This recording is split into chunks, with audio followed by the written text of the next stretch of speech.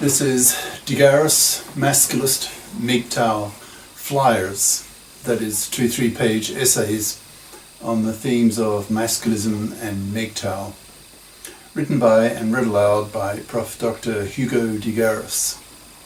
This is flyer number 348, entitled The Irrelevance of Women to Fourth Quarter Men. Description. This flyer states that fourth quarter men, that is older than 65, can be quite happy, fulfilled and productive by being womanless. Their much lower libidos mean that they are much less driven to women for sex. So provided that they are health conscious and have a strong passionate focus to their lives, they can live another 3 decades doing what they love doing, woman-free. Flyer itself.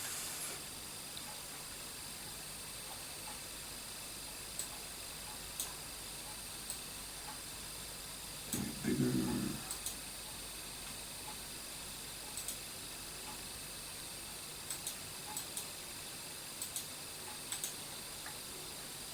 Too big. Still too big.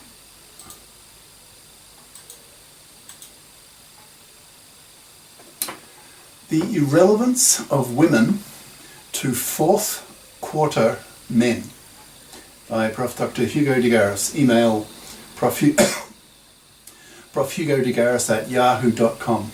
Website profhugodegaris.wordpress.com. This flyer states that fourth quarter men, that is men in the fourth quarter of their lives, that is over 65, can lead happy, contented lives that are completely devoid of women. For the past few months, I have not been using an e-dating company to make contact with women. Within the first month of me returning to Melbourne, Australia, after having lived half a century in 6 other countries, my brother warned me that the PhD women I would be interested in dating would all be feminazi bitches and hence repulsive. He was right. After 6 months on a dating site, I eventually gave up. Whenever I mentioned to these potential dates that I was a masculist, they freaked out, much to my annoyance at their utter hypocrisy, having the attitude that, quote, "It's fine for women, for feminists, to lash out at men for the ways that men oppress women, but it's not fine for men, for masculists, to lash out at women for the way women oppress men." End quote. These Melbourne PhD'd feminists were all totally monoconscious, knowing nothing about masculism, hence were unaware how women oppress men. To them, gender politics is a one-way street, that is, men oppressing women, and anything inclining in the other direction for them was, by necessity, ridiculous. So they became angry and often hacked off, that is, cut contact, violently, blocking my name from being able to contact them. After many repetitions of this phenomenon, I gave up and resigned myself to being womanless for the rest of my life, the way my father has been for 3 decades. He was widowered at the age of 67 and chose from that age onwards not to date again. He was quite happy to spend the rest of his life alone, doing his own thing. I've never known him to have felt depressed about being alone, so my impression is that he has led quite a happy 3 decades in his current single state. I'm now in a similar situation. I noticed even only after a few days from having cancelled my subscription to the e-dating site, so as not to waste money on another 6 months, that I felt freed up, and after a few months I had effectively completely forgotten about women, being totally preoccupied with my intellectual passions. I just don't give women a thought. They have simply dropped out of my consciousness. So, I'm now leading a lifestyle that is womanless, and hence obviously sexless. I don't even have a sexual arrangement. For example, seeing a woman once a week for sex, a bit of chat, and see you next week. This sexless lifestyle, I doubt, would be suitable for younger men, whose libidos are much stronger than those of fourth quarter men, that is, men in the fourth quarter of their lives, that is, over 65. The obvious reason behind this opinion is that men in their 70s and above usually have had their libidos turned right down, or even switched off completely. That is the case with me. I'll be 72 in a few months from the time of writing, June 2019, and have noticed that my brain turns to sexual fantasies less and less, indicating that the level of testosterone flowing in my veins has pretty well dried up. What I'm saying is that I don't miss women sexually the way I did when I was younger, so I can't recommend being womanless to most men, since most men are younger than fourth quarter men, that is, they are second and third quarter men, that is, men say from 18 to 40 and from 40 to 65, respectively, who have enough testosterone in their blood to push them to have sex. It's a powerful drive that evolution has obviously selected in order to propagate the species. In the distant past, those relatively asexual men reproduced themselves with lower frequency and hence died out. Younger men who are masculists, who refuse to have relationships with fluffies, that is, traditional women who expect to be able to parasite off the money of a man, can get the sex they need by tweffing, in brackets, 2A, 2F, equals 2 apartments, 2 FIPs, that is, both sexual partners, male and female, have their own apartments and are both FIPs, financially independent persons, so that there is no parasitism, no marriage and no kids. When the relationship fails, as nearly all do, the two of them simply walk away back to their own apartments, cost-free to the man. Fourth quarter men are much less likely to need to twef because of their much lower libidos. However, to be honest, for a lot of men, not having a woman in their daily routine may leave a rather large hole in their lives, that is, creating a sense of emptiness and loneliness. So those fourth quarter men who choose to ignore women, making them irrelevant to their lives, need to have a strong alternative, that is, a strong focus in their lives that they can fill their lives with. I give an example of what I do to give my own life real focus and passion.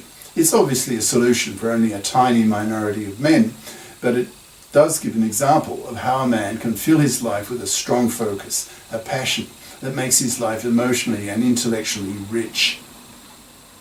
I'm a retired prof of math, physics and computing.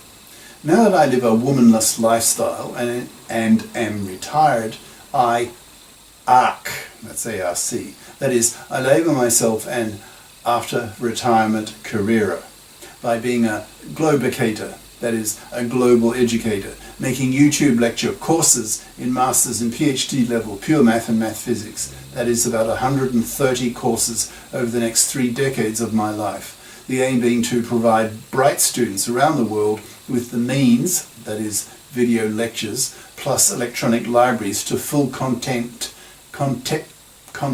texts with links supplied by Google, so that the students can teach themselves these subjects for free. I'm hoping to revolutionize graduate education in these subjects in this way. You may be a bit cynical that I'm expecting to live till I'm 100, which is almost impossible given that only one man in about 5,000 is able to do that. But in my case, I feel it's reasonable because my own father's still alive at 99 and a half and will probably get to 100. Also, some years back, I read something that shocked me, that changed my life. I read that there are boroughs in the state of New York, in the US, where the people are working class, low IQs, eat junk food, have junk bodies, don't control their calories, have high BMIs, that's body mass indices, that's greater than 30, are fat, drink sodas, eat lots of sugar and meat, don't exercise, have diabetes, smoke, don't take vitamins, don't walk their 10,000 steps a day, don't eat fruits and vegetables, don't exercise, and die in their 60s. There are other boroughs in the state of New York which are upper middle class, high IQs, don't eat junk food, control their calorie intake, keep slim, don't have diabetes, have healthy BMIs between 18 and 25, don't drink sodas, don't eat sugar or meat, exercise, walk their 10,000 steps a day, don't smoke, take vitamins, eat lots of fruit and vegetables, and die in their 90s. In other words, just by changing your lifestyle, you can increase your life expectancy by a whopping 3 decades. This made a deep impression on me, so I now put in the work to stay healthy, slim, by eating well and walking daily. For example, I eat twice a day, with the first meal being a sucked egg, an apple, orange, tomato, carrot, banana. For the evening, second meal, I have celery, cucumber, zucchini, kale, smoked potato, black beans, tuna and lentils. I walk around the Melbourne Botanic Gardens on Saturday and Sunday, sitting in my camp chair studying mathematics, and I get in 13,000 steps both those days and about 6,000 daily steps during the week. I take a multivitamin tablet per day along with a fish oil omega-3 capsule and a mini aspirin to lower blood pressure. I weigh myself each day and record it to see what my weight is and whether it is increasing or decreasing. If it starts to creep up a bit, then I will cut items from my diet. To be healthy and live a long life, you have to be slim. There is no point carrying around excess barrels of fat that your heart has to work hard to move around every day, which just wears it out. So keep your BMI within the healthy range, 18 to 25. Your BMI is calculated with the formula BMI equals weight in kilograms divided by the height in meters squared. To lose weight, one has to respect the laws of physics, that is, the conservation of energy. One can be any weight one wants by merely controlling one's calorie intake. To lose weight, one has to keep one's delta negative. Delta stands for difference. That is, the difference between the number of calories eaten as food per day minus the number of calories, that is energy burned up per day, in just living and moving around. If your delta is positive, you gain weight, since the excess number of calories has to go somewhere. Energy is conserved. It does not disappear. So the excess calories get stored as fat. That is, you gain weight and lower your health and put an extra strain on your heart. If your delta is negative, where does the deficit energy needed to live per day come from? It comes from your fat reserves. Your tummy will grumble as you convert stored fat into energy to live, so you lose weight. Weight control is all about your delta. There is no way around this. It's a law of physics and has to be respected. If you stuff your face, you will pay for it with a fat body and a shorter life expectancy. When I see obese people in the tram, I think, quote, "You dumb fuck. You're shortening your life expectancy by a decade, and your final decade of life will be in misery due to poor health. So just control your calories, keep tabs on your delta so you live longer and in higher quality. Smart people are rarely obese. There's a definite correlation between low IQ and obesity." If you're going to ARC, I suggest you become highly health conscious so that you have decades more life after you retire. And if you choose, the way I did, to be a Masculist MGTOW monk, ignoring women, making women irrelevant to your life, then you can look forward to 3 decades of healthy, happy life, woman-free. This is the lifestyle I choose, and is the lifestyle that my father has led for the past 3 decades of his life. So, bottom line, you can be quite happy in the remaining quarter of your male life being womanless, by being health conscious and having a real focus to your life, some passion that gives your life a real purpose, something that you love doing, that is challenging, demanding, and worthy of your talents. If you just frit away the remaining years of your life, you will live shorter, not longer. So guys, fourth quarter guys, and young men who want to live the womanless lifestyle as fourth quarter men. Choose some strong focus for your life and be health conscious. Then you can live a happy, fulfilled, contented, healthy final quarter of your life, and maybe even reach 100. But you have to put in the work. You have to make the effort to stay healthy in terms of exercise, diet, slimness via calorie control, etc. This is what I'm doing now with my life, so I'm strong and healthy and in much better shape than most men I see in the tram who are in their 70s. They are not health conscious, most of them, and the fat and obese ones won't be around a decade from now, the dumb fucks. They only have themselves to blame. Cheers. Prof. Dr. Hugo de Garis. Email profhugodegaris@yahoo.com. Website profhugodegaris.wordpress.com.